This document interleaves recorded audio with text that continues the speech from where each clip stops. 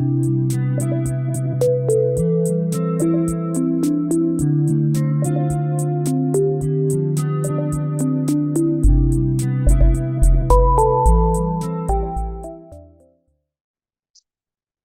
buenas tardes. ¿Qué tal?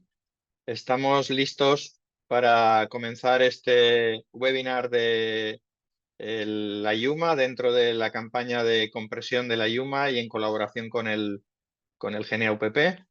Antes de nada, darles mi más calurosa bienvenida y sobre todo las gracias porque, según los datos que nos han pasado, hemos tenido una gran acogida, un número muy elevado de inscritos y esperamos que les guste este webinar y que esté a la altura de lo que esperan. Sin más, voy a presentar el webinar. Aquí en la pantalla tienen a los ponentes que nos acompañan hoy. En mi caso, que soy el primer ponente de la izquierda, soy el profesor José Verdú Soriano, que voy a actuar como moderador y presentador de los diferentes ponentes en este webinar. Nos acompañan Juan Francisco Jiménez García, Piedad García Ruiz, Luis Arantón Areosa, Estrella Perdomo y Erika Oms Romero. Ellos son miembros del grupo del GNUPP que ha desarrollado un estudio nacional de prevalencia de úlceras de extremidad inferior y dos documentos que tienen que ver con la compresión y con los tratamientos locales de las úlceras de etiología venosa. No me voy a adelantar a ello, simplemente es a modo de introducción. Y antes de darles la palabra, sí que me gustaría presentarles, si no conocen, la campaña de terapia compresiva de la IUMA. Es una campaña que ya lleva unos años en marcha. Este, en concreto, en lengua hispana, es el segundo webinar que se lleva a cabo. El primer webinar fue en coordinación con la SEGER y con el GNUPP. Y en este caso es un webinar que hemos desarrollado íntegramente desde el GNUPP, pero que con el apoyo del resto de sociedades. Esta campaña está apoyada o tiene una serie de organizaciones colaboradoras, diferentes sociedades nacionales de diferentes países. En el caso de España, pues participa la Asociación Española de Enfermería Vascular y Heridas, la Sociedad Española de Heridas, la SEGER, y por supuesto el Grupo Nacional para el Estudio y Asesoramiento en Úlceras por Presión y Heridas Crónicas, el GNUPP. Y bueno, como pueden ver en la pantalla, otras sociedades nacionales de cada uno de los países que participan, y también tenemos socios internacionales de fuera de Europa. Este proyecto está apoyado por diferentes empresas como Jobst, Longman & Rauscher, Solventum y Urbo Medical, pero estas empresas no han intervenido de ninguna manera en los contenidos que hay en la campaña, en la página web de la IUMA, y por supuesto tampoco en este webinar que presentamos hoy. Dentro de la campaña se han elaborado diferentes materiales que están a su disposición en la página web de la IUMA en el apartado correspondiente a la campaña. Por un lado tenemos vídeos animados e infografías con mensajes clave para la población que van principalmente dirigidas a profesionales que no son especialistas en este campo. También tenemos materiales educativos que se comparten desde diferentes perspectivas y que están traducidos a diferentes idiomas. Y por último, eventos como el que tenemos ahora mismo, son eventos educativos como los webinars y que se están llevando a cabo en los diferentes países y en los 5 idiomas principales de la Unión Europea, como son el inglés, el francés, el italiano, el alemán y el español. Tenemos ese centro que les decía, el Compression Therapy Knowledge Center, es el centro de conocimiento de la terapia compresiva, desde donde se pueden acceder a todos estos materiales. Ahí tienen la dirección web para acceder directamente a este centro. Tienen diferentes apartados, como los he dicho, de información, y está disponible en esos idiomas que les he comentado. Pues volvemos ya a lo que nos ocupa hoy, que es este webinar, donde ya les he presentado a las personas que van a participar y que aquí tienen el programa que, bueno, también hemos lanzado ya previamente. Estamos en esta primera fase en la que estoy presentando como moderador, en la que estamos haciendo la introducción a este webinar y la campaña de terapia compresiva de la IUMA. Posteriormente, van a participar el doctor Juan Francisco Jiménez y Piedad García, que nos van a presentar el Estudio Nacional de Prevalencia de Úlceras de la Extremidad Inferior. Inicialmente, si no tenemos problemas, porque Juan Francisco está teniendo en Almería problemas de conexión, se ha ido la luz y estamos intentándolo. Espero que cuando le toque hablar dentro de 2 minutos pueda, y si no, pues Piedad nos tendrá que echar una mano porque los dos se conocen perfectamente este apartado. Posteriormente, el doctor Luis Arantón Areosa nos hará una presentación sobre la terminología actualizada en relación con la compresión. Y para finalizar, la doctora Estrella Perdomo y la doctora Erika Oms nos presentarán el documento técnico del GNA-UPP número 20, que versa sobre la compresión en las lesiones de extremidad inferior, las lesiones venosas. Posteriormente y al final podremos establecer un turno de preguntas y respuestas. Para ello, perdonen, que no sé por qué no pasa ahora. Para ello, ustedes habrán visto que en sus respectivas pantallas, en el programa, en la parte de abajo, tienen dos botones. Uno es el botón de chat, otro es el botón de preguntas y respuestas, que aparece, si está en inglés, como Question and Answers, Q y A.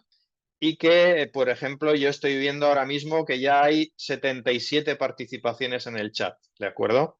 El chat se puede utilizar para hablar entre ustedes o para hablar también con los ponentes, y el botón de preguntas y respuestas es para dirigirnos preguntas directamente a los ponentes o al moderador. En mi caso, en mi papel de moderador, entre presentaciones, pues iré viendo estos lugares para ir recopilando aquellas preguntas que pueda lanzar a los ponentes. Espero, y así le he dicho antes a los organizadores, que tendremos muchas preguntas y seguramente no podremos compartirlas y responderlas todas. Si este es el caso, me van a permitir que elija aquellas que me pueden parecer a mí más interesantes y que las comparta con ustedes. No me voy a despedir sin presentarles o invitarles a que, si tienen ocasión, puedan acompañarnos en el próximo Congreso de la IUMA en el año 2026, que se llevará a cabo en Alemania, en la ciudad de Bremen, entre el 6 y 8 de mayo, que pues en esta ocasión la IUMA está organizando con las sociedades alemanas que forman parte de una federación que se conoce como Wundacht. Nada más, con esto me despido en mi presentación y paso a darle la palabra al primer ponente, que es el doctor Jiménez. Cuando quiera, voy a dejar de compartir mi pantalla y puede compartir la suya.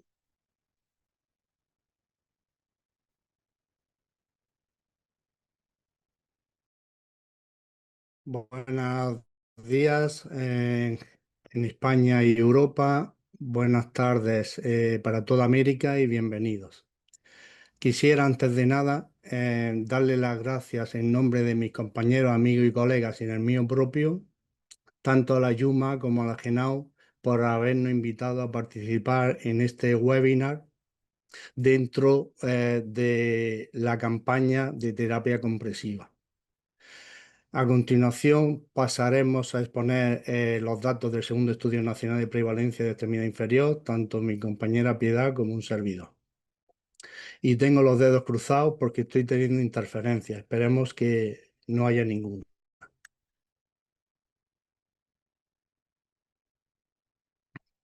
Como bien sabemos, existe una enorme diversidad de heridas crónicas en miembros inferiores, como resultado de diversos trastornos o causas subyacentes, aunque las más comunes, la de mayor prevalencia, las venosas, las úlceras arteriales y el pie diabético. En este segundo estudio nacional, que ha sido recientemente publicado en la revista Gerocomos y que es de acceso gratuito y descarga gratuita, nos va a proporcionar, nos va a aportar un valor añadido sobre los estudios precedentes. El primero se hizo hace 2 décadas. Y esto nos va a disponer, teniendo una serie de estudios, nos va a permitir marcar tendencias viendo la evolución, buscando y ofreciendo un balance real y objetivo sobre la situación de la úlcera en extremidad inferior en los diferentes niveles asistenciales en España. Y también nos va a proporcionar indicadores epidemiológicos esenciales, tanto para gestores sanitarios como también nos puede servir como modelo referente a nivel ibero-latinoamericano.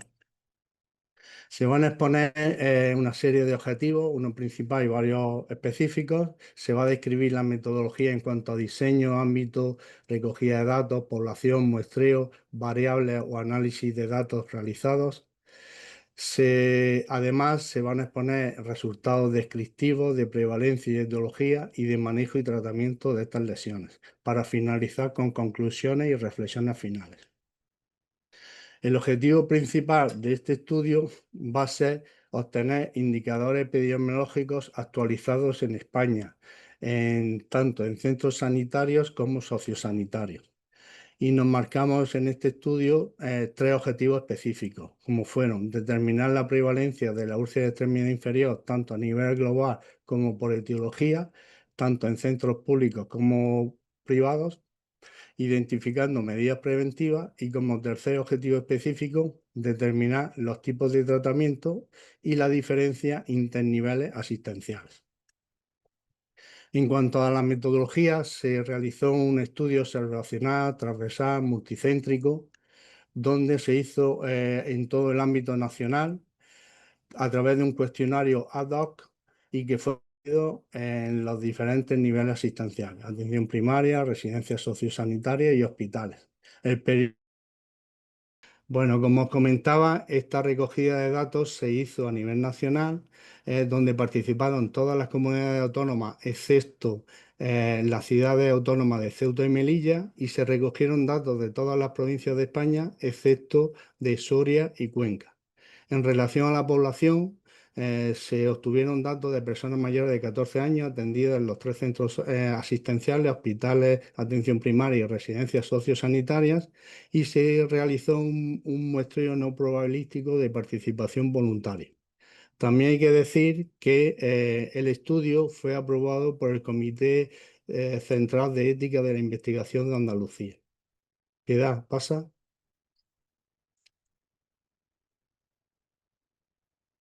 Piedad, ¿puedes pasar? Sí, espera, que no me deja.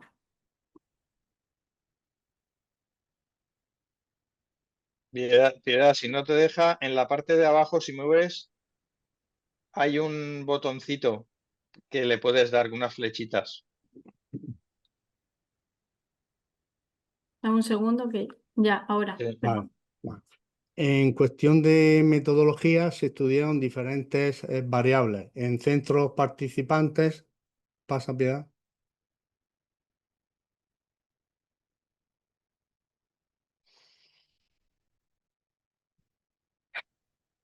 No. Se obtuvieron datos de variables de titularidad de hospitales, de centros de atención sociosanitaria y de atención primaria, a nivel público, privado y concertado.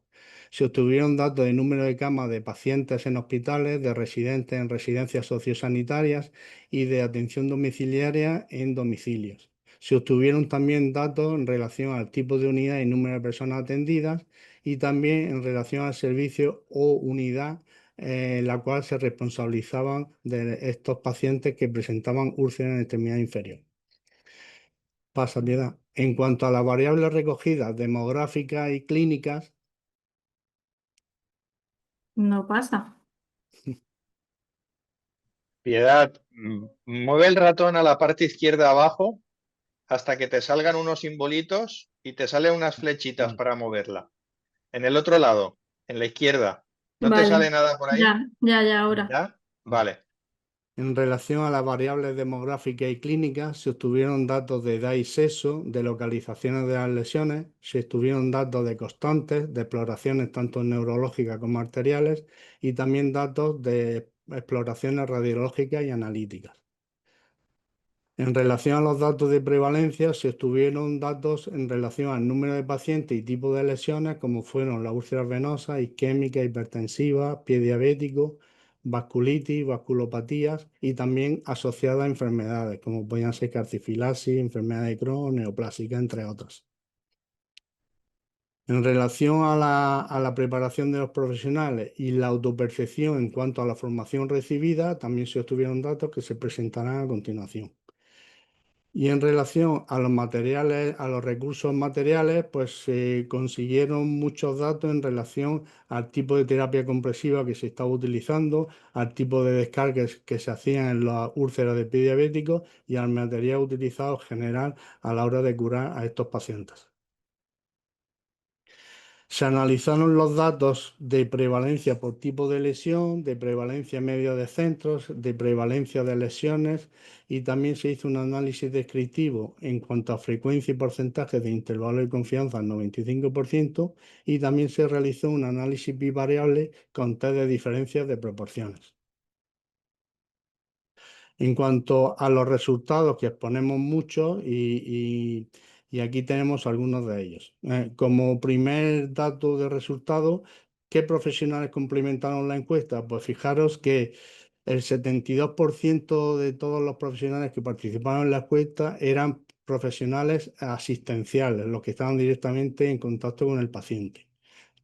Nos llamó también gratamente los datos que aportaron las comisiones de úlceras, que consiguieron un porcentaje de un 12,90%, y también fue grata la recogida de datos por parte de los profesionales de cargo intermedio, con casi un 14,54%.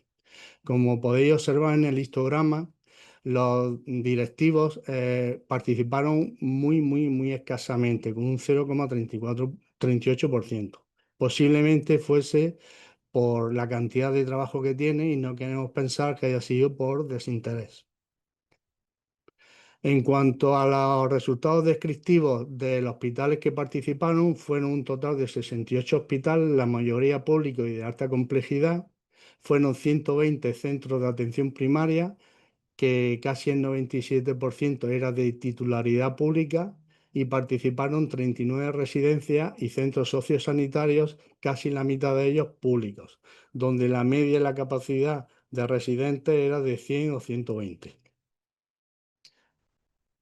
En cuanto al aspecto organizativo y recursos específicos, como podéis observar en este histograma, la enfermera responsable es la que habitualmente cura al paciente de estas lesiones, tanto en atención primaria como en residencias sociosanitarias, superando el 90%, bajando un poco el porcentaje, un 60%, a nivel de la enfermera hospitalaria.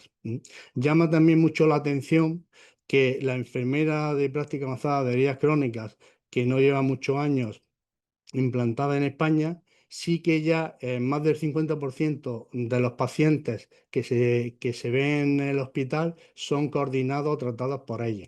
Y también esta enfermera de práctica avanzada, tanto a nivel de atención primaria como de residencia sociosanitaria, una de cada cuatro, una de cada cinco pacientes con lesiones es coordinado y tratado por estos profesionales. En esta diapositiva, que aparecen 6 histogramas diferenciados, nos aportó mucha información al respecto a nivel nacional, ya que, como podéis observar, en el primer histograma de comisión de grupo de heridas, aunque mayoritariamente en un porcentaje muy elevado, sí que hay comisiones en hospitales. Sin embargo, tanto en atención primaria como en residencia, el porcentaje de comisiones no llega ni siquiera al 50%. Si a eso le sumamos que el protocolo de prevención de cuidado de úlceras, más los protocolos de prevención y cuidado de pie diabético en los 3 niveles asistenciales, está por debajo del 50%, esto nos hace pensar que realmente todavía en España existe mucha variabilidad en cuanto a valoración, a diagnóstico, a exploraciones, incluso a tratamiento y cuidado en estos pacientes. Llama también la atención cómo el servicio de cirugía vascular y el de unidad de pie diabético, que son las especialidades hospitalarias donde más se derivan a estos pacientes cuando hay complicaciones, como podéis observar en la gráfica, tanto en atención primaria como en las residencias, hay gran dificultad a la hora de derivar al paciente, con mala coordinación y dificultad a la hora de establecer vías clínicas ágiles y prácticas. Y en relación al servicio de podología, pues decir que tanto en atención hospitalaria como en atención primaria, el acceso al servicio de podología es muy limitado, ya que todavía en gran parte de las comunidades autónomas el podólogo no existe dentro del sistema sanitario público.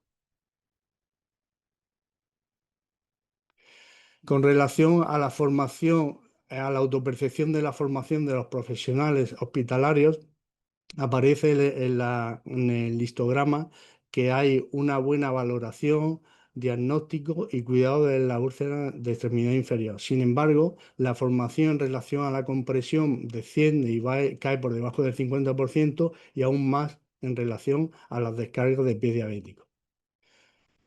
Con relación a los profesionales que trabajan en residencias sociosanitarias, la autopercepción de la formación es buena, también valoración, diagnóstico y cuidado de úlcera en extremidad inferior, bajando de forma considerable la formación en cuanto a la compresión y también descendiendo en relación a las descargas de pie diabético.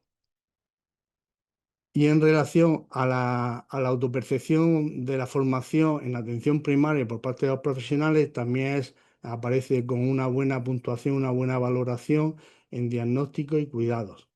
Es aceptable la formación recibida a nivel de compresión en los pacientes con insuficiencia venosa, pero desciende bastante en relación a las descargas de pie diabético. Como reflexiones a estas tres últimas diapositivas, decir que, bueno, que los profesionales de las residencias sociosanitarias se consideran mejor preparados para la valoración y el cuidado general de las úlceras, en contraste con los profesionales hospitalarios. Existe una brecha formativa importante, ya que alrededor del 40% de los profesionales de todos los niveles asistenciales se sienten bien preparados para utilizar descargas para el manejo del pie diabético. Y también para la utilización de la terapia compresiva, los profesionales de las residencias sociosanitarias se perciben peor preparados que los de hospitales y de centros de atención primaria. A continuación, será Piedad la que continúe exponiendo gran parte de los resultados obtenidos para finalizar con unas conclusiones. Daros las gracias por vuestra atención y disculpas por la mala conexión que ha habido. Ha sido un placer. Gracias. Muchas gracias, Juanfran. Te cojo el relevo, disculpad a todos esta pequeña introducción un poco a tranca y barranca, espero que os hayáis enterado. Activa la cámara, Piedad. Ah, perdón. Ya, espero que os hayáis enterado y seguimos. Vamos a ver los resultados de prevalencia global que hemos obtenido y lo hemos sacado en base a 642 lesiones que hemos registrado, que hacen una media de 1,16 lesiones por paciente. La prevalencia se la lleva a la etiología venosa, cosa que no nos ha sorprendido porque ya nos venía acostumbrando la literatura científica a que la mayor prevalencia de úlcera de extremidad inferior es la etiología venosa y para nosotros lo hace en un 45%. Vamos a ver ahora esta etiología cómo se distribuye a razón de los distintos niveles asistenciales. Si ponemos el foco en el hospital, la úlcera de extremidad inferior supone una alta carga de lesiones, ya que casi una de cada 9 personas que está hospitalizada padece una úlcera de extremidad inferior. Aquí tenemos una triple causa dominante que concentra la inmensa mayoría de prevalencia, y es el origen venoso, el pie diabético y la isquémica, la patología arterial. Ello subraya la importancia de abordar la enfermedad vascular y la diabetes en el manejo de prevención de estas lesiones también en el ámbito hospitalario. Hay una baja prevalencia de otras causas mucho menos más comunes, como son las relacionadas con la hipertensión, la vasculitis y las enfermedades sistémicas. Si ponemos el foco en la residencia o centros sociosanitarios, supone una alta carga el padecimiento de estas lesiones. Si bien la prevalencia es algo menor que en el hospital, aquí hablamos de un 8%, en el hospital estábamos en un 11%, sigue siendo un porcentaje elevado en pacientes institucionalizados que viven con una úlcera extremidad inferior. Aquí claramente la etiología es de dominio venoso, lo cual es esperable dada la población que atendemos en estos centros. Son poblaciones con movilidad reducida y con patologías crónicas que favorecen la insuficiencia venosa. La isquemia y la diabetes también persisten y siguen siendo un foco de atención crucial, indicando la necesidad de un manejo riguroso de la enfermedad arterial y periférica y la diabetes en el ámbito también centro sociosanitario. Y si vemos ahora cómo está el panorama en centros de atención primaria, aquí el foco se nos va a un grupo identificado como una población de riesgo principal y son los mayores de 65 años. Aquí realmente es un problema de salud significativo. Hay un claro liderazgo de lesiones de origen venoso, con mucha diferencia en la etiología más común. La diabetes y su cronicidad también nos resaltan, también tienen un peso importante, lo cual refleja la función de atención primaria en el seguimiento de enfermedades crónicas que van a conducir a una úlcera de etiología venosa, o sea, una úlcera de etiología de extremidad inferior en general. Por nuestra parte, pensamos que la atención primaria es la principal responsable del manejo y prevención de la cronicidad venosa y la diabética en la extremidad inferior de esta comunidad. Si analizamos ahora los resultados en cuanto a la severidad de las lesiones, la severidad de una úlcera depende de su etiología. Las úlceras isquémicas y diabéticas son dominantemente profundas o tienen mayor riesgo de ser profundas, lo que implica un peor pronóstico, mayor tiempo de curación, mayor riesgo de infección y posibles amputaciones. Esto resalta la gravedad de la patología vascular y metabólica. Por ende, las úlceras venosas son predominantemente superficiales, lo cual sugiere que aunque es un problema de salud crónico y muy común, su gravedad intrínseca es menor en comparación con las de origen isquémico y diabético. ¿Y qué deberíamos de sacar de aquí? Pues que el manejo clínico debe priorizar la detención y tratamiento intensivo de las úlceras de origen isquémico y diabético, ya que son las que presentan mayor complejidad y riesgo de complicaciones más graves. Si atendemos la localización, pues se concentran en pierna y tobillo principalmente zona pretibial y maleolo, lo cual refuerza la preponderancia de la úlcera de origen venoso. Y también hay una alta incidencia en el pie. Entre pie en general y dedos llegamos a un 23,2%, indicando la carga de úlceras relacionadas con la isquemia y la diabetes. Y por último, dato curioso, si vemos los resultados de prevalencia atendiendo a la distribución por sexo, las úlceras más graves y con mayor componente vascular, que recordemos que acabo de decir que son la úlcera de pie diabético y la isquémica, afectan desproporcionadamente más a los hombres, lo cual sugiere la necesidad de un cribado más intensivo de la enfermedad arterial periférica y pie diabético en este grupo concreto. La úlcera de etiología venosa aquí se distribuyen casi prácticamente por igual y la mujer sí que hay un predominio más en aquella etiología isquémica, o sea, hipertensiva o otras patologías no clasificadas, pero que también son más comunes en mujeres. De estos resultados de prevalencia, ¿qué podríamos considerar como o llevarnos para casa como mayor impacto demográfico que sacamos de este estudio? Pues que la prevalencia aumenta considerablemente en el grupo de mayores de 65 años, más aún en atención primaria, detectados en atención primaria. Que la edad media de pacientes con úlcera extremidad inferior en general es de 74 años, pero que es significativamente mayor en centros residenciales, llegando casi a los 80. Que las úlceras epidiabéticas e isquémicas son predominantemente, mayoritariamente en hombres, prevalece en hombres, y la hipertensiva y vasculítica en mujeres. Vamos a ver ahora resultados de tratamiento. ¿Qué es lo que tenemos para la exploración y diagnóstico?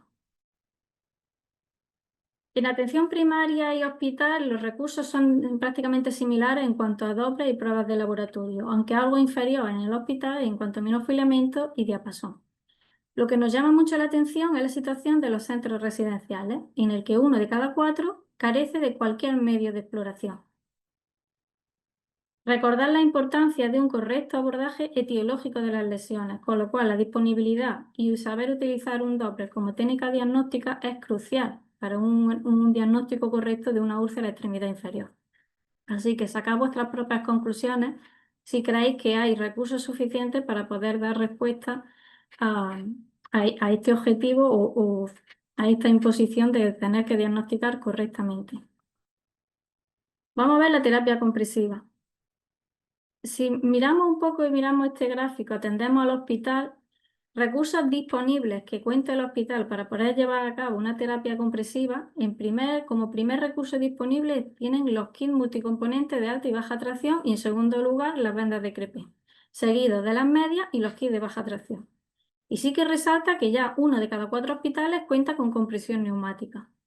Si miramos ahora la línea de atención primaria, la medalla de oro vuelve a tener el crepé. Encontramos los mismos materiales que en el hospital, pero en orden invertido. Primeramente el crepé y segundo los kits multicomponentes de alta y baja tracción. Aquí seguido, en este caso, de las vendas inelásticas cohesivas y también de los kits de baja tracción, como en el hospital.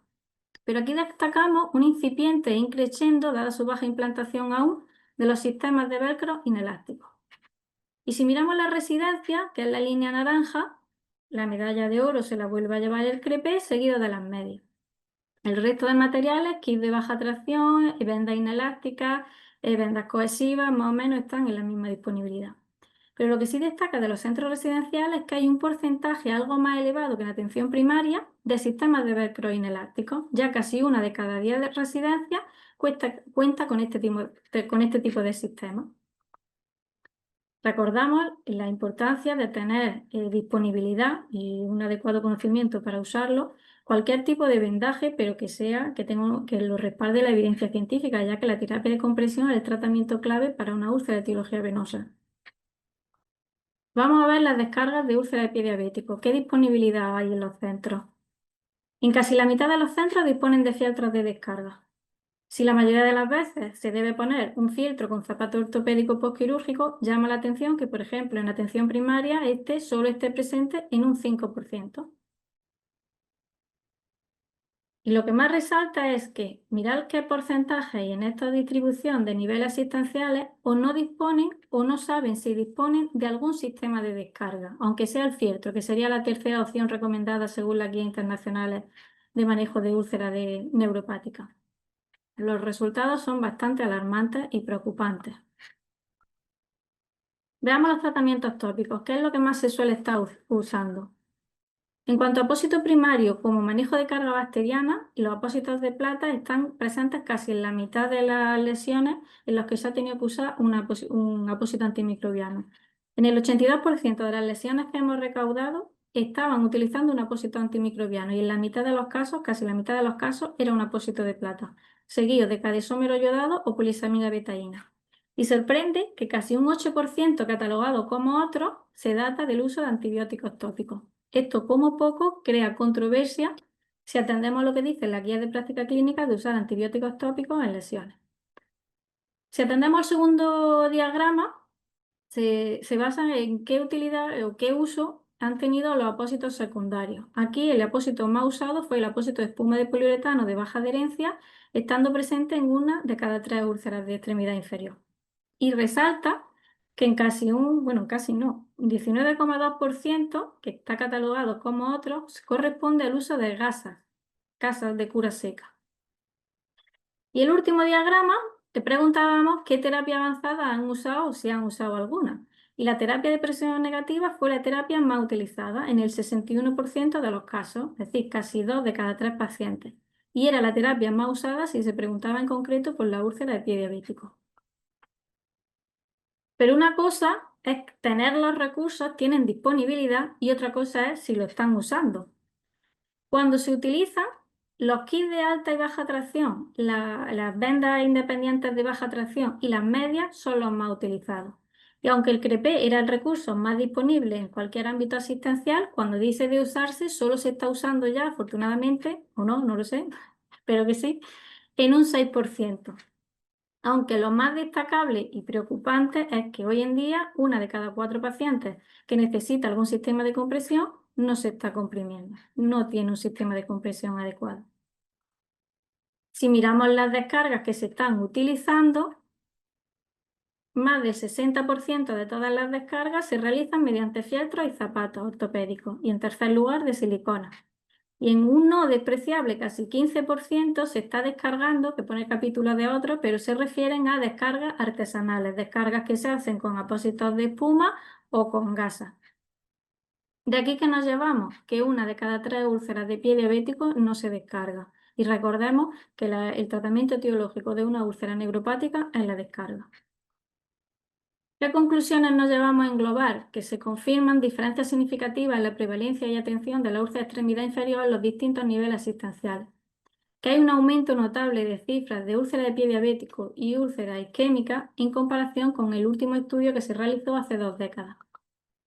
Que los recursos disponibles prácticamente para la exploración eran similares en hospitales y centros de atención primaria, pero muchísimo más limitados hasta el punto que 1 de cada 4 residencias no tiene medios. Que los recursos para la descarga de pie diabético entre un 20 y un 40% según el nivel asistencial no tienen ningún sistema de descarga disponible. Que como comentaba Juanfran, los profesionales hospitalarios se consideran los peores preparados para valorar, diagnosticar y abordar una úlcera de extremidad inferior y que en general solo el 40% de todos los profesionales se sienten seguros y preparados para hacer una descarga de una úlcera de pie diabético. ¿Qué necesidades imperantes sacamos de aquí para empezar a trabajar a vista a futuro? Que hay que mejorar la formación en terapia compresiva y descarga de pie diabético. Que hay que garantizar recursos, que todos los niveles asistenciales, especialmente en residencias que han sido los peor parados, tengan disponibilidad de un recurso adecuado para abordar una úlcera de extremidad inferior. Y que se adopte la evidencia, que se promueva el uso de sistemas de compresión y sistemas de descarga validados y que tengan una evidencia y dejar de usar materiales con bajo nivel de evidencia.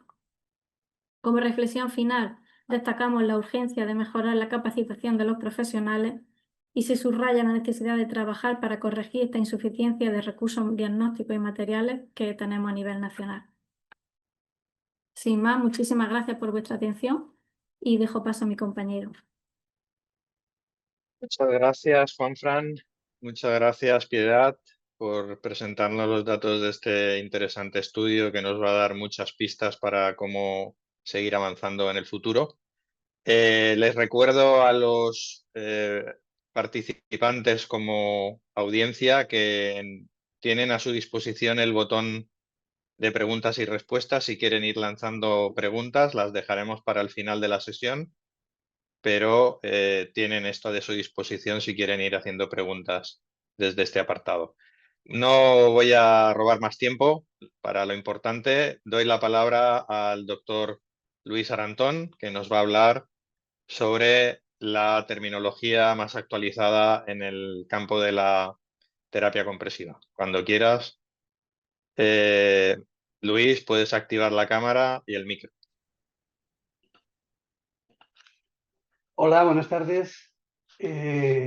Nada, gracias primero, antes de nada, a la Yumi y el GNAU por permitirnos participar a todos y gracias a todos los compañeros que están al otro lado de la cámara escuchándonos, porque sin ellos no tendría sentido, ¿no? ¿Por qué no? Ahora. Vale. ¿Por qué creemos que es importante actualizar la terminología? Porque creemos que existe muchísima confusión con muchos aspectos, con que si capa componente, que si elasticidad, inelasticidad, rigidez, clases de compresión, etcétera, y estandarizarla, creemos que cambiaría esta confusión. Básicamente, como ya todos saben y se comentó, la terapia de compresión es la intervención principal, es el estándar de oro en el tratamiento de las úlceras de etiología venosa, ¿verdad? Optimiza los recursos, evita recidivas, mejora la calidad de vida de los pacientes. Administrar una presión clínica terapéutica a través de múltiples sistemas graduada de forma decreciente va a facilitar el retorno venoso, reducir la hipertensión venosa, el edema, el reflujo, mejorando directamente la función venosa e indirectamente la arterial y el drenaje linfático.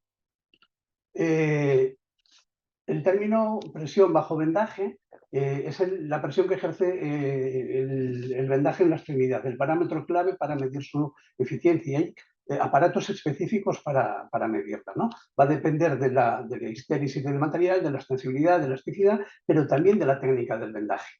Cuando hablamos de materiales de compresión, material de compresión es cualquier material que vayamos a utilizar como terapia de compresión. Pero claro, ahí tenemos que valorar por una parte la elasticidad, que sería cuando tiene la capacidad de recuperar su longitud inicial después del estiramiento, contiene fibras elásticas y su elongación puede ser mayor del 100%, y la inelástica, cuando no hay fibras elásticas, y puede ser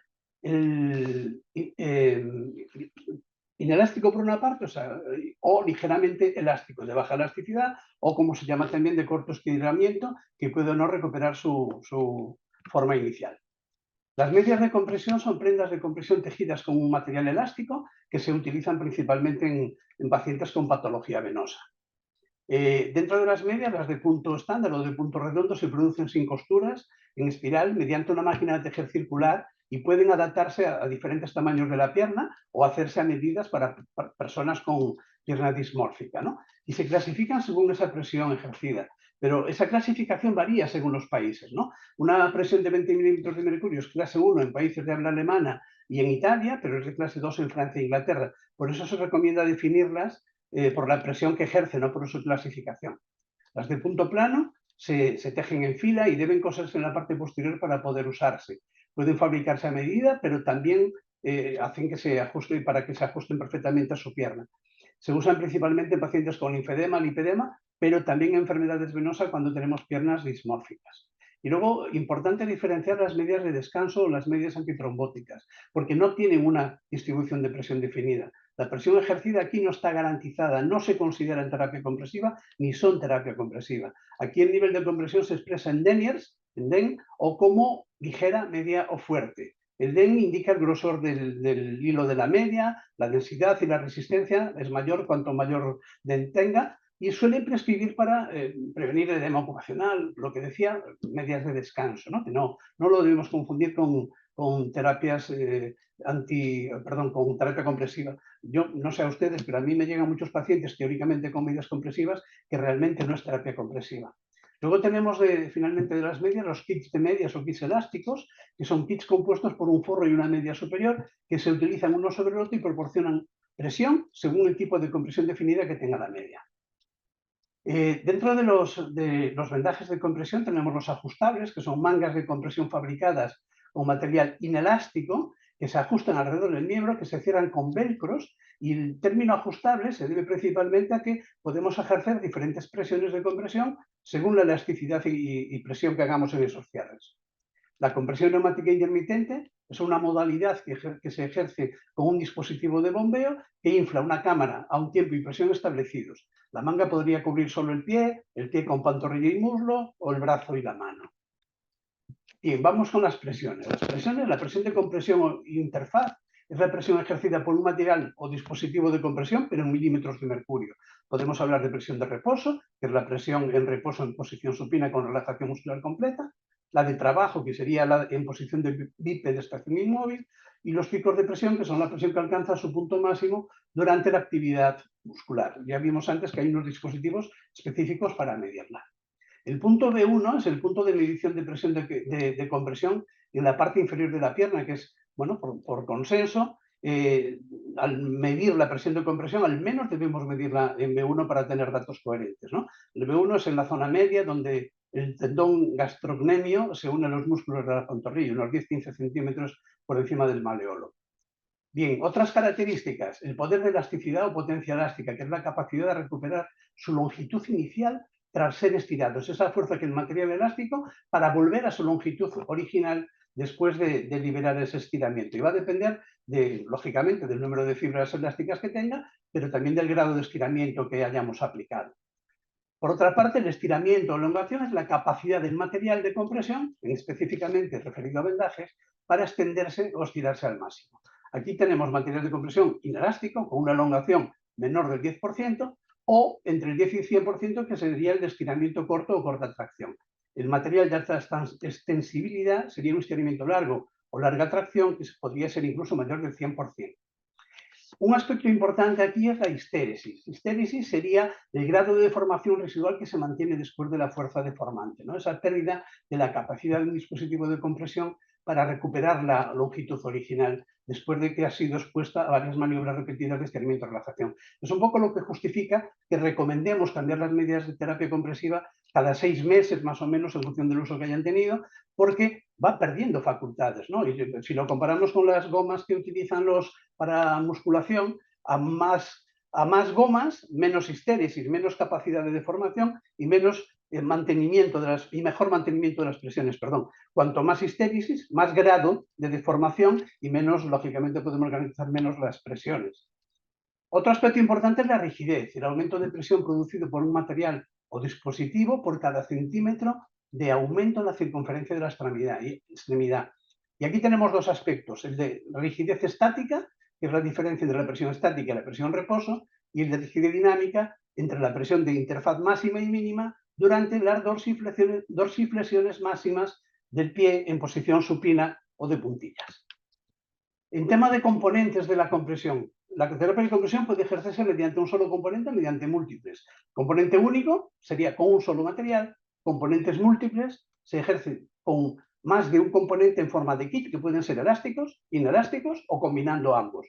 Por ello no debemos utilizar el término multicapa, porque al superponer diferentes componentes se modifican las propiedades elásticas y cambian las propiedades del vendaje final que vayamos a aplicar. Lo mismo pasa con las capas. Las capas, los materiales o dispositivos de compresión pueden ser capas individuales o múltiples. La capa única, solo va una capa, solo es posible hacerlo con medias elásticas. Cuando hablamos de capa múltiple o multicapa, el material y dispositivo de compresión se aplica en más de una capa. Entonces, un vendaje siempre va a ser multicapa. Una venda superpuesta en un 50% supone 2 capas, en un 60-70, 3, en forma de 8, 4, podríamos seguir contando más.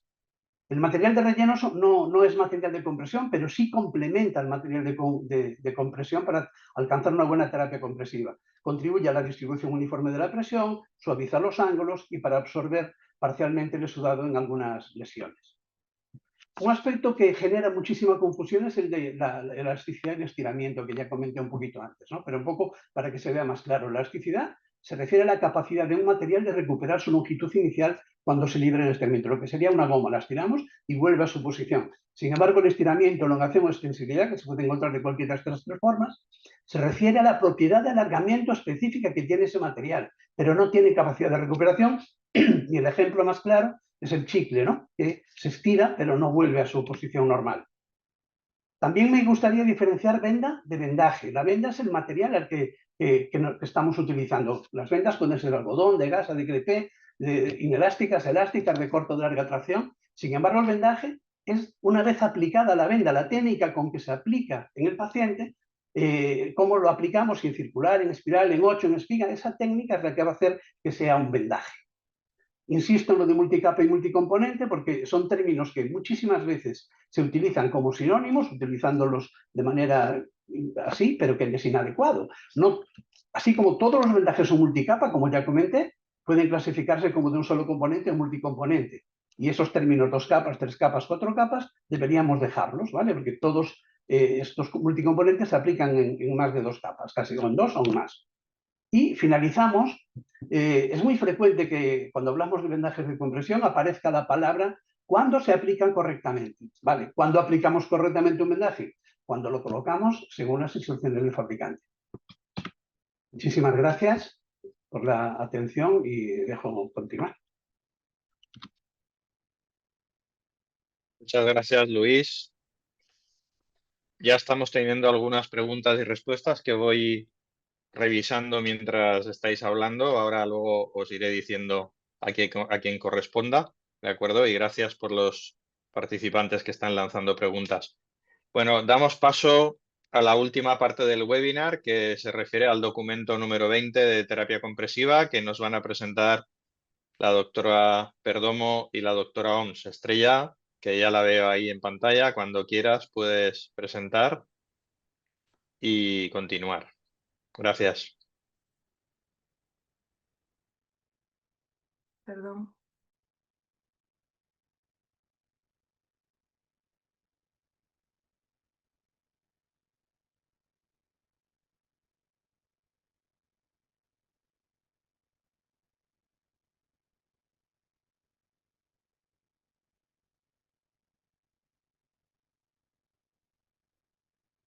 Hola, buenas tardes a todos. Es el momento de dar gracias y de agradecer tanto a la Yuma como al GENEAU la invitación a participar en esta webinar y, como no, a todos ustedes que han querido acompañarnos esta tarde. A continuación, la doctora Oms y yo misma vamos a presentar el documento técnico del GENEAUP número 20, que versa sobre la compresión en las extremidades inferiores, concretamente en las lesiones venosas. Y la justificación, entre otras, de la realización de este documento, sin duda está en la cantidad, la prevalencia de las lesiones en miembros inferiores, de las que la población en España, más de 3/4 partes son en las úlceras de piernas, lesiones venosas.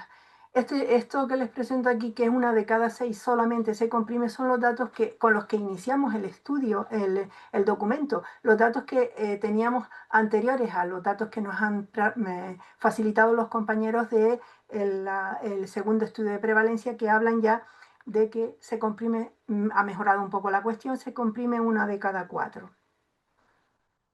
Este documento consta de todos los apartados de cualquier documento científico que se publica y forma parte de un proyecto mucho más amplio que se denominó Proyecto Compresión GENEAUP. El proyecto Compresión GENEAUP incluía 4 fases: el segundo estudio nacional de prevalencia de úlceras de extremidad inferior, que ya los doctores Jiménez y García nos han proporcionado los datos; el documento que les estamos presentando, la compresión en las lesiones de extremidad inferior, úlceras venosas; el documento 21, de materiales y técnicas de curas en úlceras venosas; y el programa de formación y divulgación que se hará a través de la Escuela de Formación e Investigación en Heridas del GENEAUP.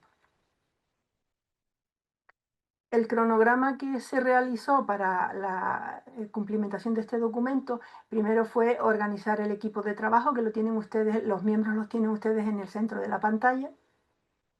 Luego se hizo pues la lógica fase de documentación, la elaboración del documento, la revisión y la presentación y difusión del documento una vez concluido.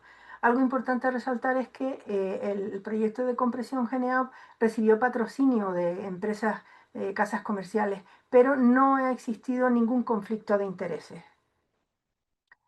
Las lesiones venosas, y posicionando en los antecedentes y el estado actual de conocimiento, las lesiones venosas no es una patología reciente.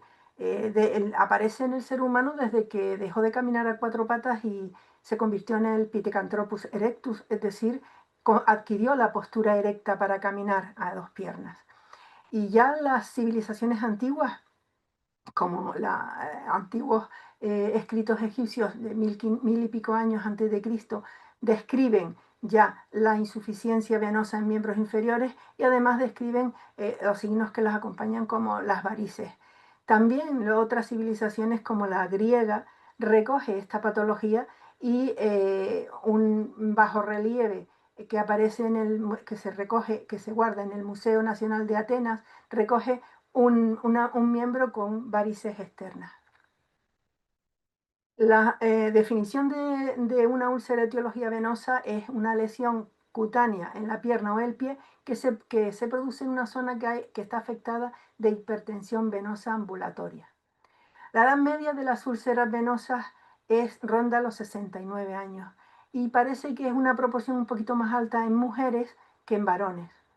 Son lesiones amplias, lesiones que alcanzan grandes superficies, pero son lesiones que tardan muchísimo en cicatrizar por regla general, y además son lesiones muy recurrentes. Toda la documentación que hemos valorado, en todas las documentaciones, y los compañeros que han hablado anteriormente también han hecho hincapié en que la terapia de compresión es la piedra angular del tratamiento de las úlceras venosas. Muchos estudios comparan eficiencia y rentabilidad y cifran que la importancia de que la aplicación regular de vendajes de compresión está relacionada directamente con la evaluación positiva del tratamiento de la herida. Además, diversos estudios han demostrado que las vendas, y porque han comparado los distintos tipos de vendajes, las vendas de compresión de 2 capas son más rentables que los de 4 capas, que tienen costos más bajos y tienen más eficiencia desde el punto de vista, y son más eficientes desde el punto de vista económico, porque el impacto económico de las úlceras venosas es importante. Hay diversos estudios de diferentes países, y ven, el Reino Unido, por ejemplo, estima que invierte más de 100 millones de libras esterlinas anuales en tratar las úlceras venosas. Además lo desglosa en si se han curado o no, y cada episodio de una úlcera venosa curada, ellos estiman que cuesta alrededor de 3.000 libras, y si no se cura y se prolonga en el tiempo, pues por encima de los 13.500. Es indudable que hay 4 factores que influyen definitivamente en los costes de tratamiento: el tipo de terapia utilizada, la duración del tratamiento, la adherencia al tratamiento y la recurrencia de estas úlceras. Pero no todo es dinero, hay un impacto en la calidad de vida. Estas lesiones producen una merma importante en la calidad de vida. Por lo tanto, de los pacientes que sufren lesiones venosas. Por lo tanto, hay que hacer un enfoque integral en su tratamiento. Y la clave del éxito de este enfoque integral va a intentar que haya una mayor adherencia al tratamiento, no solo en el manejo de los productos directamente sobre la úlcera venosa, sino también en la adherencia al tratamiento compresivo. Con ello se garantiza una curación efectiva y por ende pues una mejora en la calidad de vida del paciente. Y esta calidad de vida es necesario evaluarla, es necesario medirla. Para ello contamos con diferentes herramientas, instrumentos que se han diseñado para medir la calidad de vida, como el Wundt-Kohl o el Charing Cross. Porque medir la calidad de vida en estos pacientes no solo nos permite mejorar el abordaje clínico de estas lesiones, sino también mejorar los estándares de investigación que podemos hacer en esta patología. En cuanto al objetivo, está claro que el objetivo que nos propusimos fue determinar la eficacia de los tratamientos dispositivos de terapia compresiva en la prevención y el tratamiento de las úlceras de etiología venosa. En cuanto a la metodología, los 2 documentos se dividieron en 3 grandes bloques: los antecedentes y estado actual del tema y la calidad de vida; otro bloque que recogía las tasas de cicatrización de úlceras venosas, los tratamientos farmacológicos y quirúrgicos y los productos de compresión; y el último bloque, terapias de compresión y productos de tratamiento para las úlceras venosas. A la derecha de su pantalla tienen los diferentes investigadores que abordaron cada bloque. La extracción y datos de la revisión de los artículos los realizaron cada grupo de investigadores según la asignación del bloque que tenían. Pero en los artículos donde pudieran haber conflicto de intereses y para evitar sesgos, todo el equipo en conjunto valoraba ese artículo y lo hacíamos a través de reuniones virtuales. Siguiendo con la metodología, pues se hizo una revisión exploratoria de la literatura entre los meses de enero y febrero del 2024, sin restricción de tipo de estudio, en todas las bases de datos más importantes. Sobre los criterios de inclusión, pues el tipo de participantes fueron humanos mayores de 18 años, el idioma fue el inglés y el español, y resaltarles que el límite de búsqueda del artículo fue máximo de 10 años, pero se incluyeron 3 artículos de más tiempo por la significancia para el desarrollo de este documento. Una cosa importante que les quería comentar es que los patrocinadores también facilitaron documentación para la realización del documento, pero este material que facilitado por los patrocinadores recibió el mismo rigor, se valoraron con el mismo rigor y criterios de los que estaban incluidos y que se extrajeron de la base de datos. Y a modo de ejemplo, les voy a presentar este bloque donde lo que hicimos fue valorar los productos y o medicamentos para valorar la tasa de cicatrización. Se realizó un documento de Excel, se pasó en la guía Prisma a 694 artículos, eligiéndose solo 84 para este apartado. En definitiva, iniciando los resultados, en este documento van a encontrar ustedes 112 artículos resumidos, más de 30 páginas de calidad, de información en calidad. Son totalmente gratuitos, tanto el 20 como el 21 lo pueden encontrar en la Biblioteca Internacional de Heridas reposicionadas en la página web del GNAU. Y hasta aquí, a continuación, la doctora OMS seguirá con los resultados y las conclusiones. Muchas gracias por su atención. Adelante, Erika.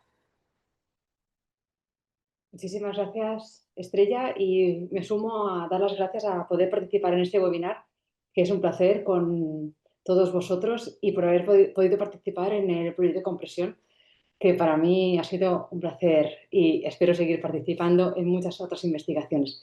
Así que seguimos con estos resultados.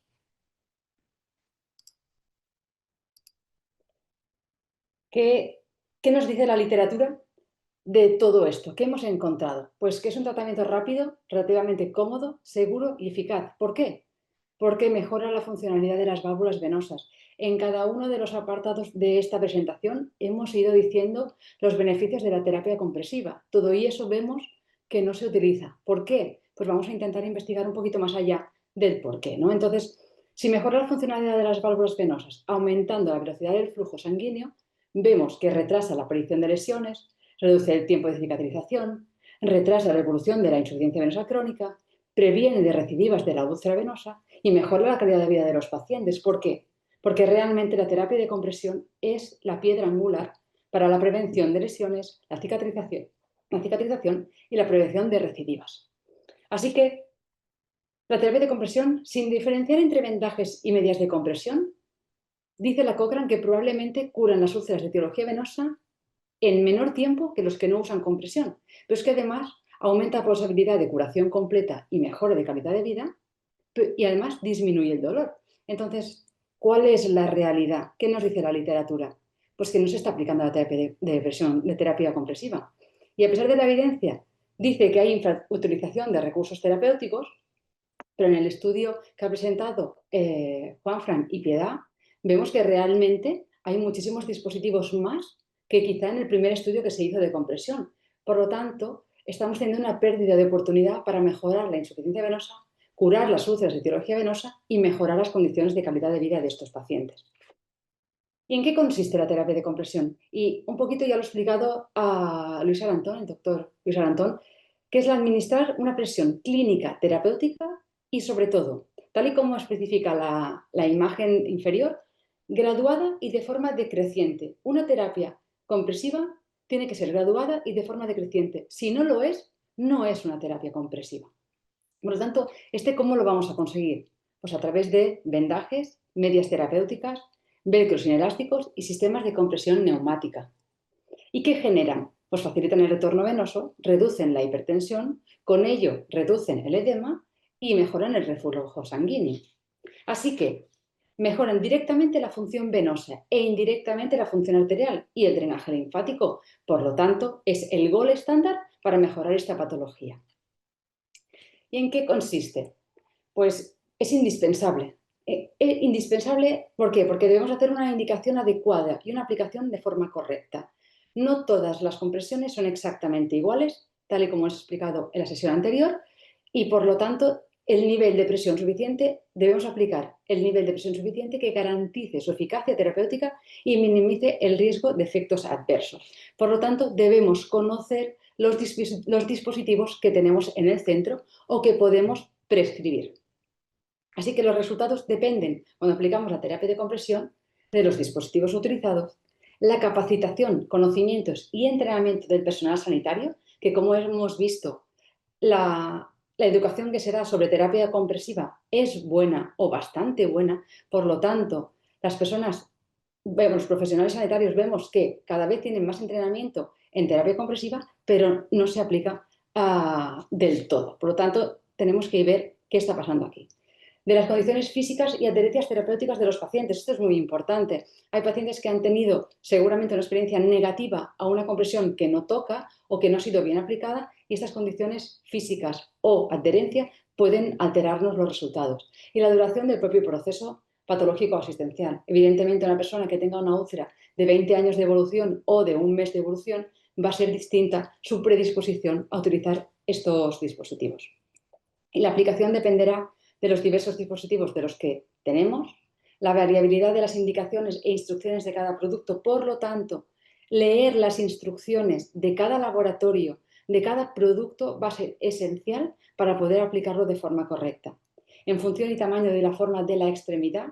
Hay que convertir esta pierna en forma cónica para aplicar la compresión, tal y como hemos dicho en la diapositiva anterior, la máxima compresión en la zona de maleolo y en la parte superior, ir disminuyendo para que sea decreciente. Si no, esto no lo vamos a conseguir y por lo tanto empeora la adherencia. Las circunstancias clínicas, personales y sociales de los pacientes. ¿Qué indicaciones tiene la terapia compresiva? Pues enfermedades de venosa crónica, como insuficiencia venosa, úlceras de etiología venosa en extremidad inferior, enfermedades venosas tromboembólicas, como trombosis venosa y síndrome postrombótico ya tratados, edemas como linfedema o edema postoperatorio, quemaduras grandes ya en fase de cicatrización o prevención de cicatrices patológicas. ¿Pero esto tiene riesgos y posibles efectos adversos? Pues sí. Los efectos leves son la irritación, sequedad de la piel, prurito, incluso maceración por la compresión que ha aplicado sobre la úlcera y evidentemente esta va a generar más exudado, por lo tanto debemos controlar un poquito esto. Molestias y marcas de presión. Una terapia de compresión bien aplicada deberá evitar estas marcas de presión, aunque siempre pueden quedar algunas que también indican que está bien puesta la compresión. Si está mal puesta desde el inicio puede provocar edemas en la zona de antepié o diseminación de las infecciones si estas no han estado diagnosticadas o tratadas. ¿Tiene efectos severos? Pues sí, también puede tener efectos severos como daño o necrosis en el tejidos blandos, daño nervioso, tromboembolismos prácticos, venoso, descompensación cardíaca, tromboflebitis venosa superficial o trombosis activa. Por lo tanto, aquí hay que conocer la patología que tiene esta pierna para poder actuar. ¿De acuerdo? Contraindicaciones absolutas para no aplicar la terapia de compresión son la isquemia avanzada, arteriopatía periférica grave, insuficiencia cardíaca descompensada en grado 3 o grado 4, una flebitis séptica o una flegmasia cerúlea dolorosa. Relativas es conocer la patología. Sabemos que, y tal como se ha dicho al principio de todo, un ITB debe marcarnos el punto de flexión para aplicar la terapia de compresión. Por lo tanto, una terapia de compresión segura es a partir de un ITB de 0,8 y pulsos palpables. Si esta está entre 0,5 y 0,8 y tenemos una formación muy específica y estamos seguros de la aplicación de terapia de compresión siempre que va a ser con una compresión menor a la terapéutica, que podría ser 40, podríamos tratar una enfermedad arterial periférica leve. Una polineuropatía periférica, insuficiencia cardíaca crónica ya compensada, una alergia o intolerancia al material, hay que valorar si proteger con algodón la pierna o con otro material, dolor al tratamiento, enfermedades infecciosas activas, que en este caso habría que valorar primero el tratamiento para poderlas aplicar. Sin ello no podemos pasar sin evaluar de forma integral y holística al paciente. Esto es imprescindible porque cada uno nos dirá, cada paciente, cómo abordar y cómo abordarlo a él y a su terapia de la mejor manera, a él y a la familia. ¿De acuerdo? Tenemos barreras para aplicar la terapia de compresión. Nosotros sabemos mucho, tenemos todos los dispositivos y tal. ¿Tenemos barreras para aplicarla? Pues sí. Evidentemente, uno de ellos es la movilidad, el poder llegar a ponerse estos dispositivos cuando son medias o cuando son velcros. Piernas que pues, tienen cicatrices o que tienen experiencias previas que no son agradables o incomodidad o que se les ha aplicado vendajes anteriormente que les han producido dolor, molestia, edema, exudados, olor, que no acompañan a tener que llevar terapia compresiva, el efecto de no poder ducharse de forma completa. Muchas veces también limita que el paciente no quiera ponerse terapia compresiva. Calzado, evidentemente, si ponemos un vendaje con 3 o 4 capas, va a ser imposible ponerse su calzado habitual y esto va a dificultar que el paciente quiera ponerse terapia compresiva. El déficit de conocimientos tanto del paciente por su patología como del profesional sanitario que pueden no conocer bien la terapia de compresión o la patología de base. Otras barreras puede ser el miedo a las recidivas, el miedo de que si me quito este vendaje y me pones otro sistema de compresión, podemos dificultar. La confianza mutua con el profesional que tenemos delante, que va a ser nuestra persona de referencia, que es muy importante, o esas úlceras de muy larga evolución que, como podéis ver en la imagen, no quiere aplicarse terapia compresiva y que nos dificulta mucho la cicatrización.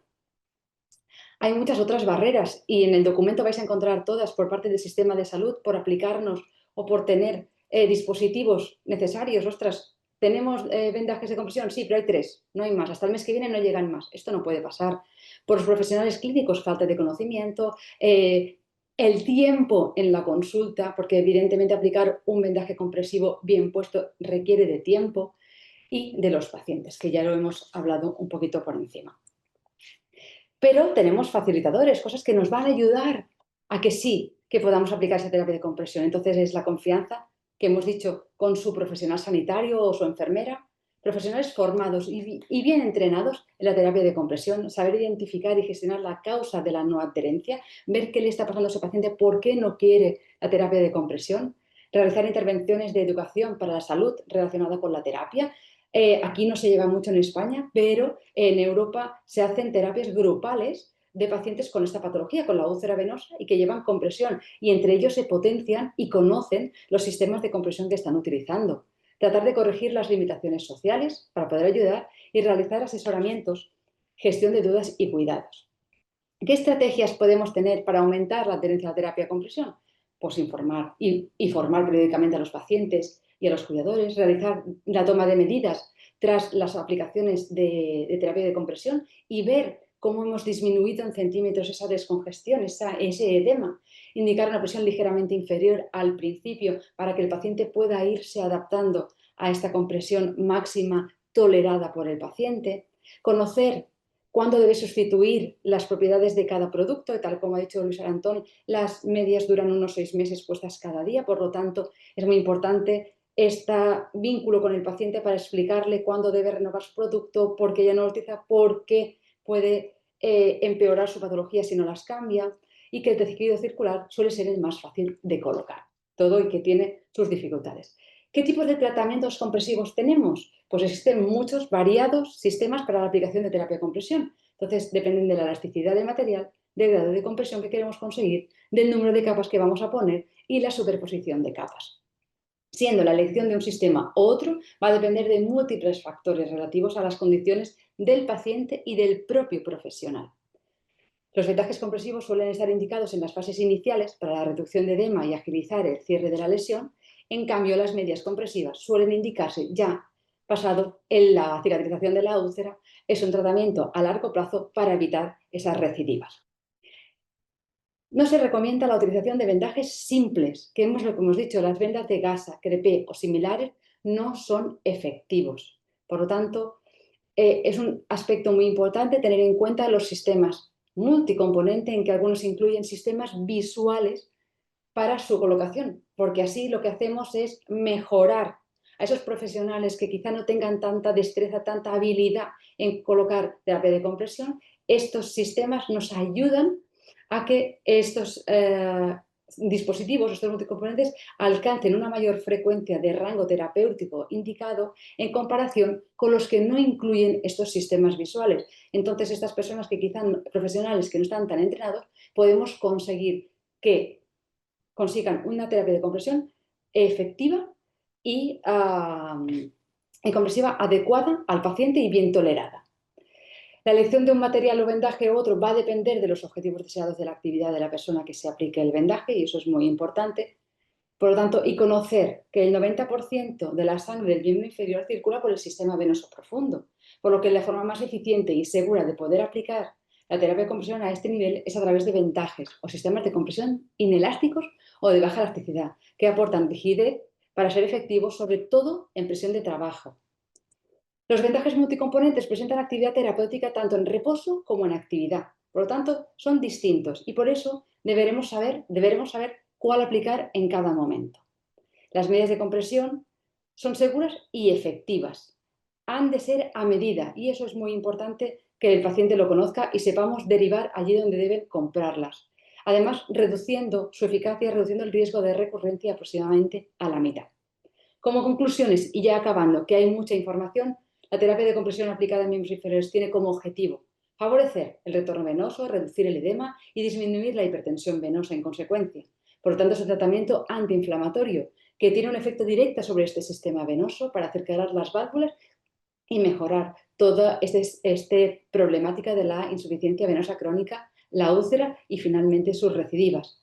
Por ello, la terapia de compresión es el tratamiento clave para toda esta patología, tanto etiología venosa como linfática.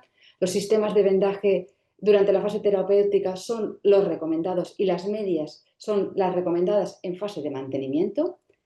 Las presiones alcanzadas, y lo decimos, que incluyen indicadores visuales, nos ayudan a esas personas no tan entrenadas a conseguir un vendaje compresivo efectivo, pero en realidad no existe evidencia concluyente sobre la superioridad en cuanto a la efectividad de un tipo de vendaje sobre otro o una técnica de vendaje sobre otra, como tampoco una frecuencia indicada en el cambio de vendaje bajo la presión, bajo vendaje, como en el paso de los días, precisando de más estudios para la investigación en la calidad de este campo.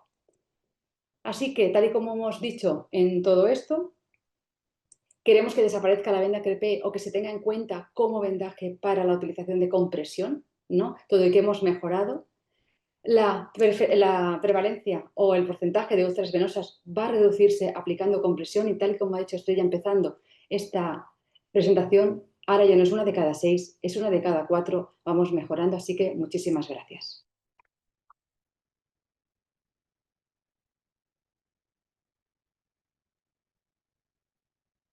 Muchas gracias, Estrella y Erika, por vuestra presentación del documento.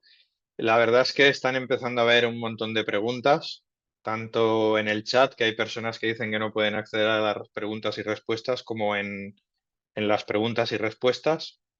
Yo vuelvo a dar las gracias a la audiencia porque, según los datos que veo por aquí, hasta ahora hemos tenido durante todo el tiempo más de 450 personas escuchándonos y para nosotros eso es de agradecer. Muchas gracias a todas y a todos. Y bueno, hay preguntas en el chat interesantes y preguntas también en el apartado de preguntas y respuestas. Voy a irme primero al chat, que es más difícil de ver porque las de preguntas y respuestas están claras y se ven muy bien. Si no me equivoco, la primera pregunta que hay en el chat, por favor, Estrella, Erika, Luis, Piedad, Juanfran, podéis activar la cámara, el micro no, el micro aquellos que vayan a hablar y así evitamos ruidos de fondo, porque entramos en el momento de las preguntas y respuestas. Irene Escribano desde el chat nos dice, hay algunas preguntas que son muy concretas que no sé si las podremos contestar y otras que sí que son más de concepto o más amplias que, bueno, de una manera u otra podremos intentar dar una respuesta o dónde se pueden dirigir para encontrar esa respuesta, ¿no? Y la primera, que es un poquito larga, os leo, dice, ante un paciente con linfedema que supera la rodilla con un diámetro importante, ¿cómo se puede tratar desde una consulta de atención primaria cuando el material del que se dispone son vendas multicomponente, en su caso Urgo K2, las cuales permiten comprimir por su longitud hasta la meseta tibial, o incluso pacientes altos cuya pierna es considerablemente más larga del promedio normal? ¿Cómo podemos aplicar esos vendajes para poder realizar la función que buscamos, reducir el edema y poder llegar a cubrir hasta la meseta tibial? Gracias. No sé si alguien quiere contestarle, tiene experiencia. No sé si Luis, quizá de material, o yo misma. En O este caso, Juanfran o Piedad, que están en Juanfran o atención Piedad, el primaria, que documento son... lo hemos hecho entre todos, o sea que en principio el sistema Urgo K2 dispone de 2 medidas, pero una es de menos material y la otra es de más material, y precisamente es para este tipo de pacientes que tienen la pierna más larga. Entonces el sistema se puede aplicar exactamente igual, pero debes utilizar el que tiene más material, más largo. No sé de qué tipo de material disponen o del kit que disponen en su centro. Más material te refieres a una longitud mayor. Correcto, perdón. Bueno, pues Yo he entendido que el edema le llega por encima de la rodilla. sí, Es que eso dice entonces escrito. el urbocados te llega solo hasta tu velocidad tibial. Si ya quieres por encima de la rodilla, necesitas un vendaje de un ancho de 12 centímetros para poder llegar encima de rodilla. Con lo cual, con un urbocados no puedes manejar un linfedema de miembro completo. Te tienes que ir a vendas independientes, vendas de baja tracción, de 8 y de 10 para piernas y de 12 para muslo. No puedes hacerlo desde primaria y además el almohadillado de un linfedema no es el almohadillado de una insuficiencia venosa, necesita un almohadillado de espuma, no de algodón como la venosa. Con lo cual necesitas material que si en primaria no te lo pueden proporcionar, pues a ver si a través de rehabilitación, que los linfedemas se manejan en rehabilitación, te pueden proporcionar tanto el almohadillado como las vendas más anchas. Y ahí sí. Y la otra opción es recomendarle una media para ello. O un sistema de velcro inelástico que vaya reduciendo edema hasta que ya se quede el edema reducido, que pueda ir a una media medida y ponerle la media cuando tenga un poquito el edema controlado. Esa sería otra opción también. Desde atención Muy bien. primaria se considera ciertamente dificultoso esos casos, ya que, como bien ha dicho ella, y en la mayoría de los casos no se dispone de una batería de sistemas de compresión amplia. Por lo tanto, en esos casos, si ya es dificultoso tener una venda de 8 o de 10, pues imagínate de 12. O sea, quizás sea la posibilidad de derivarlo. Volvemos a lo mismo. Existen vías clínicas que no funcionan o que no son prácticas. Y la coordinación interniveles, pues en estos casos se hace dificultosa y ardua. Son situaciones que en atención primaria no las encontramos y son difíciles de resolver. Muchas gracias. A Jacqueline Villanueva la hemos ido contestando por el chat. No sé si tiene ya todas las respuestas. Gracias, Ana Belén. La verdad es que sí, hay mucho trabajo detrás de todo lo que han explicado. Soy consciente y lo he visto. Y es verdad, hay mucho trabajo. Cristina Gómez nos dice que la realidad es que quitando 2 o 3 comunidades autónomas de España, en el resto no hay materiales. En mi comunidad no saben qué es el K2 y los vasculares están en contra de la terapia compresiva. No es una pregunta, es una opinión, pero bueno, la lanzo en voz alta. Y bueno, le contestan algunas personas en este sentido. Nos preguntan, Marta Celi, bueno, sabéis que hay profesionales de diferentes países en el webinar de Latinoamérica y demás. Ahora os iré diciendo cuando os vengan de otros lugares. Marta Celi nos dice que cuando una persona tiene telangiectasias, ¿cuál es la media de compresión indicada para uso diario? Las telangiectasias en la clasificación CEAP es C1, por lo tanto es en el primer estadio, debería ser una media preventiva, que es la clasificación de clase 1, ¿no? Totalmente de acuerdo, Que, Pepe. Totalmente de acuerdo. que como mínimo tenga 20-22 milímetros de mercurio de presión. Exacto. Y los cuidados generales de la insuficiencia venosa crónica. Es decir, si realmente tiene pesadez de piernas, etcétera, pues elevación de miembros, hidratación de la pierna adecuada, a veces venotónicos, que también es importante, pero a nivel de medias la que tú comentas, porque es eso, es todavía a nivel CEAP es una incipiente, ¿no? Uh-huh. Hay una pregunta que es tangencial, ¿vale? Pero le he dicho que le contestaba en voz alta. No sé por qué estoy ahora volviendo al chat si le ha contestado Iván Durán o no, que estaba por ahí. Tamara Suquet pregunta, quería preguntar si hay alguna herramienta que evalúe el nivel de conocimiento sobre el tratamiento de úlceras de extremidad inferior y su tratamiento para estudiantes de enfermería. Bien, pues la respuesta es que Iván Durán en su tesis doctoral precisamente desarrolló una herramienta para evaluar el nivel de conocimientos, bueno, en este caso de úlceras de etiología venosa. Si quisieras una de todas las úlceras de extremidad inferior, de momento, hasta donde me llega el conocimiento, no existe, pero para evaluar lo que pides en el caso de las úlceras de etiología venosa, lo tienes. Te puedes poner en contacto con Iván o te podemos proporcionar los artículos donde está todo publicado y la validación de ese instrumento de medida, precisamente para estudiantes. Nos preguntan con qué frecuencia se deben cambiar las vendas. Lo ha dicho Luis antes, pero si quiere volver a repetirlo. Sí, lo que pasa que ahí esa pregunta puede ir en varios sentidos. Habla de la venda de corta tracción, si es la pregunta que yo vi, y el tema es, ¿cada cuántos días cambio la venda? Sería una de las preguntas, o ¿cada cuándo tengo que cambiar la venda? ¿Vale? Y eso implica, o sea, la cura con venda de contractación cada 2 días, A veces puede estar 3, pero cada 2 días suelen cambiar el vendaje. Pero el cambio de la venda, o sea, la venda es reutilizable. Las vendas de corta tracción son reutilizables, pero depende de cómo las tratemos. Hay que lavarlas a baja temperatura, sin secado, sin planchado. Me comentaba Piedad que tiene una paciente que le llegó, una señora, una abuelita, que le llegó con las medias recién lavaditas y planchadas, pues pierden parte de sus propiedades, ¿no? No podría ser. Entonces, si las medias las tratamos de la forma adecuada, o sea, baja temperatura, sin secado y sin planchado, generalmente 6-10 medias al mes deberían llegar, porque va a depender de si la herida es muy exudativa y mancha mucho la media o no, y de las veces que la tengas que lavar, ¿vale? Pero en principio, eso, y esas dos vertientes, ¿no? Que 10 lavados cada media sería un poco lo indicado, no más de 10 lavados. Vale. Olaya Mendizábal nos dice ¿qué profesional prescribe los sistemas de velcro? ¿Solo cirugía vascular? Hablo de cirugía vascular, rehabilitación también lo puede hacer y, por ejemplo, en algunas comunidades autónomas como en Andalucía lo tenemos dentro de la plataforma de recursos materiales. Así que es el propio, en el caso de Andalucía, el enfermero de práctica avanzada quien evalúa la situación y le suministra el sistema de velcro. Y si no, bajo prescripción, pues cirugía vascular, traumatología podría y rehabilitación.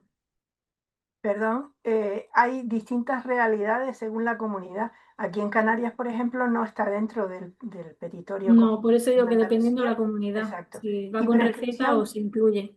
claro, puede prescribir la enfermera de atención primaria, pero claro, siempre lo tiene que pagar el paciente porque no está subvencionado, aquí por lo menos.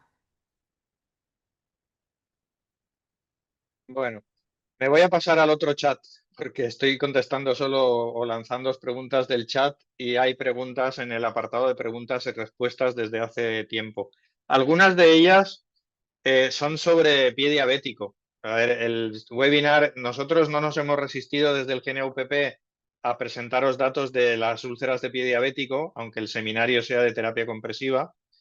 Y hay 2 preguntas de pie diabético que voy a lanzar, o 3 que están relacionadas. La primera, que no es la primera que han lanzado, es si las descargas son competencia de enfermería o de podología.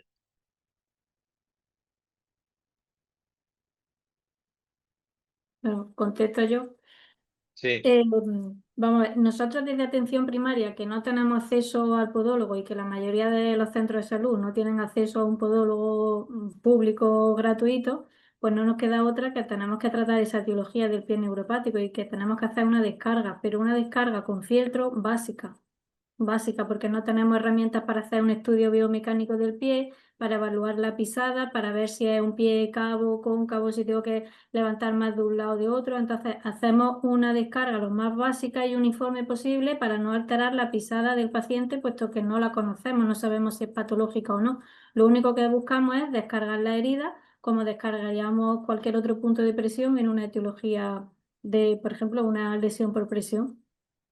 En algunos casos que no tenemos podólogo, que tenemos acceso a rehabilitación, pues el rehabilitador el que puede optar a la prescripción de otro tipo de descarga, ya sea la descarga con botas removibles, no removibles, o valorar una descarga quirúrgica en consulta con traumatología. Pero estos son muchas trabas que dependiendo de la comunidad tiene acceso a ellas o no tiene acceso a ellas. Lo más básico que tiene un enfermero en un centro de salud es un fieltro. Entonces una descarga básica sí que la puede hacer un enfermero.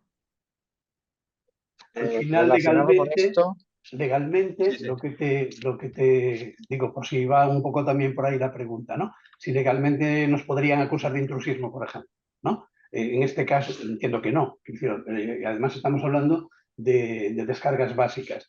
En general los jueces lo que sí piden cuando tienes alguna actividad es que sepas lo que estás haciendo.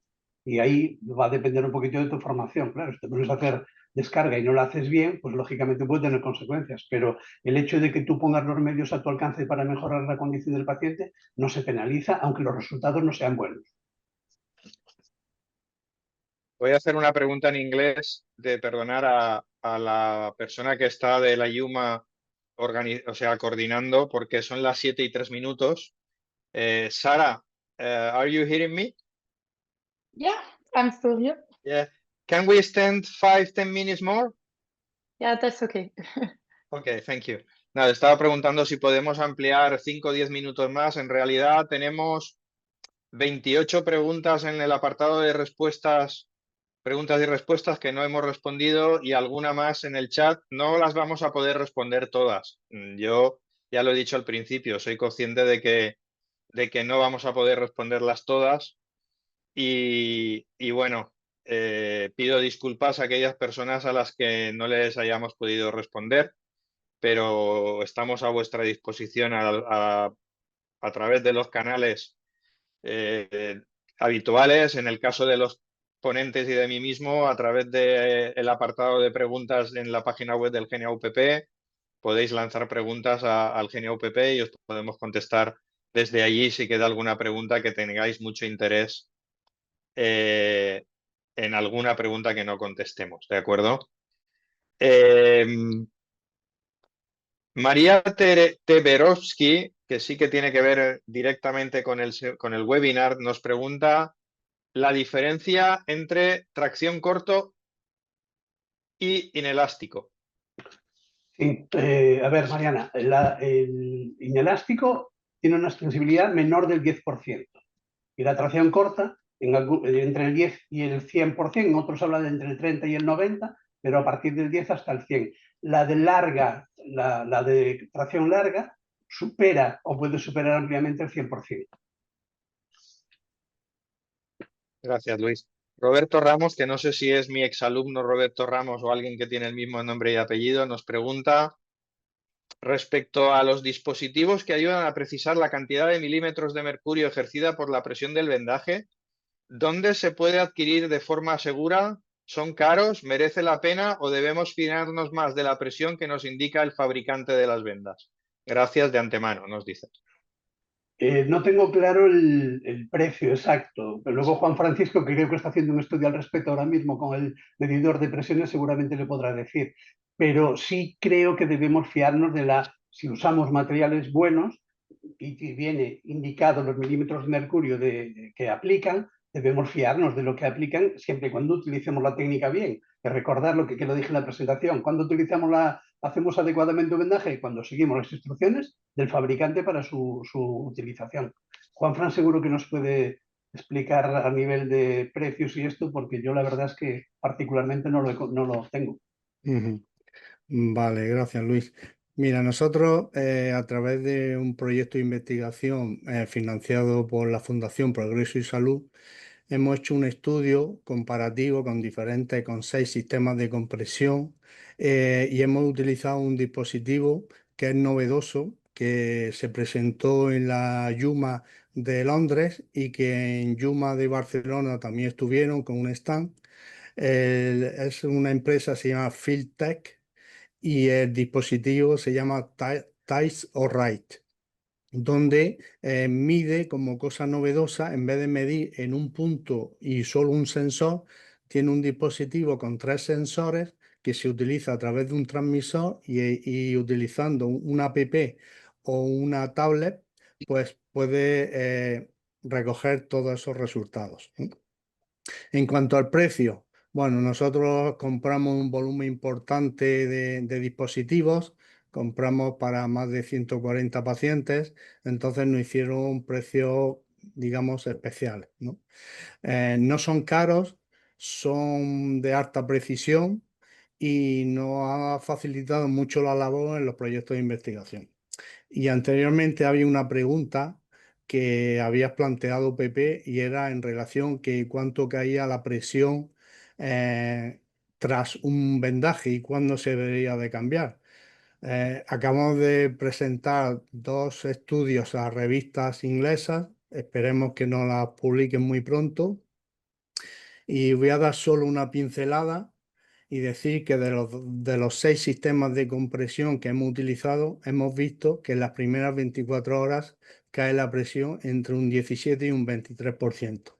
Y el estudio, que era 96 horas, las presiones a 96 horas caían un 24 o 25% de media en todos los sistemas de compresión. Entonces, eso cuando salga publicado posiblemente sea un antes y un después a la hora de utilizar sistemas de compresión y a la hora de quitar y poner vendajes. En cuanto al precio, así de memoria no recuerdo, pero si quiere le puedo facilitar los datos de la empresa que vende este dispositivo, que utiliza y que se ponga en contacto con ellos. Muy bien, muchas gracias, Juanfran. Hay una pregunta que le voy a lanzar a Sara en inglés, porque nos preguntan Candelaria y Felipe si nos enviarán certificado de asistencia al webinar.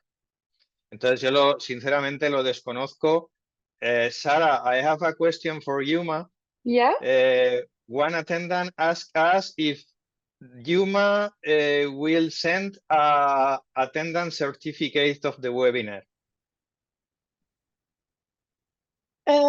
You will not receive the attendance certificate automatically, I think, but I will actually have to check in with my colleague to make sure. But you will all receive a link afterwards to where you will be able to see the whole webinar on demand. And there you can also find some contact info if you want to know more about the certificates. Vale, aparte de lo que haya dicho Sara, os digo que la Yuma normalmente los certificados los suele enviar a demanda. Quiere decir que sois vosotros los que tenéis que solicitar que se os haga un certificado de asistencia si lo necesitáis, ¿vale? De todas formas, os llegará, como he dicho ya contestando en ambos lugares, seguramente a todos los asistentes un email con el enlace al webinar para que lo podáis ver en diferido o si alguien lo quiere ver. Y también ahí os indicarán cómo tenéis que solicitar ese certificado o cómo se puede hacer, ¿vale? Estamos ya 10 minutos fuera. Voy a lanzar, siento no poder contestar a todas las preguntas, a mí me encantaría. Voy a hacer una pregunta resumen de varias que han hecho, que tiene que ver con un tema que a mí especialmente me gusta y que es un tema de debate y controvertido que no nos va a dar tiempo a resolverlo todo seguramente. Hay varias preguntas que se han lanzado respecto al concepto de úlceras mixtas. Y algunos de ellos nos han preguntado que qué hacer con las úlceras mixtas, si las podemos o no comprimir. Han presentado diferentes tipos de úlcera mixta, ¿no? O sea, la mixta que es venosa y tiene una calcificación arterial, la mixta que es venosa y tiene no sé qué. Diferentes preguntas sobre el mismo tema, ¿no? ¿Qué pasa con la úlcera mixta? ¿Existe? ¿Qué hacemos en la práctica clínica cuando nos encontramos con una úlcera de estas que llamamos mixta? Bueno, si en el apartado de terapia de compresión que hemos hablado de los riesgos relativos, aquí estarían las úlceras arteriovenosas, ya no llamadas mixtas, sino llamadas arteriovenosas, en que el componente puede ser más arterial o más venoso. Es imprescindible palpar pulsos y medir un ITB. Entonces, a partir de aquí, un poco la formación que tenga y la seguridad que tenga el profesional a la hora de aplicar una terapia de compresión es la que debe ser la clave para valorarlo. Entonces, nunca haremos una compresión de 40 directamente. Si realmente se considera que esta úlcera arteriovenosa puede beneficiarse de compresión, debemos medir pulsos ITB y empezar por una compresión muy, muy leve. Y a partir de aquí ir avanzando, pero siempre con una formación muy importante en compresión y informando muy bien al paciente de los riesgos que esto puede conllevar. O sea, yo no sé el resto de mis compañeros si tienen alguna cosa más a objetivar, pero que es que aquí es donde están las relativas y las absolutas a la hora de aplicar la terapia de compresión. Es donde debemos determinar el conocimiento nuestra profesionalidad a la hora de aplicar una compresión, que no siempre es del todo fácil ni del todo siempre clara a la hora de aplicarla. Muy bien, pues muchas gracias. Vuelvo a pedir disculpas por no haber podido contestar todas aquellas inquietudes y preguntas que nos han lanzado. Son las 19:12. Y nada más. Muchas gracias en primer lugar a los ponentes que han estado hoy aquí con nosotros. Por supuesto, a la Yuma por albergar este webinar, al Genia UPP por colaborar en esta iniciativa y a todas y a todos ustedes participantes que están todavía con nosotros. Muchísimas gracias y con esto damos por terminado el webinar. Hasta la próxima.